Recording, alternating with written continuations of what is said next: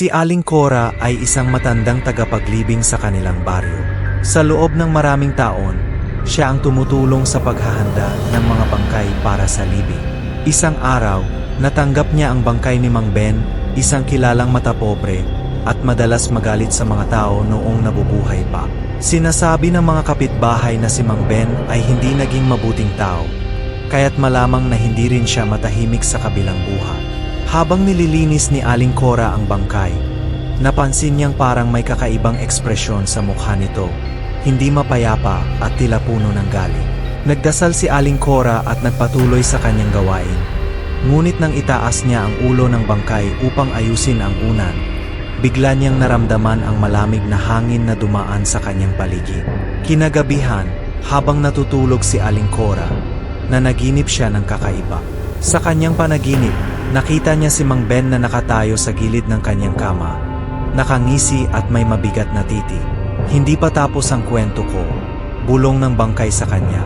Nagising si Aling Cora na pawis at napansin niyang ang lampara sa kanyang kwarto ay biglang namatay kahit wala namang hangin. Kinabukasan sa araw ng libing, habang binababa ang kabaong ni Mang Ben sa hukay, biglang nagkaroon ng malakas na lindol. Ang kabaong ay halos mabitawan ng mga taga-buha. Sa gitna ng kaguluhan, narinig ng lahat ang malalim na ungol na tila nagmumula sa ilalim ng lupa. Narinig niyo ba yun? Tanong ng isang tao, ngunit walang gustong umamin sa takot. Simula noon, maraming nagkwento na tuwing hating gabi, may naririnig silang mga yabag na nagmumula sa sementeryo. May mga nagsasabi pa na nakikita nila ang anino ni Mang Ben na naglalakad-lakad sa paligid.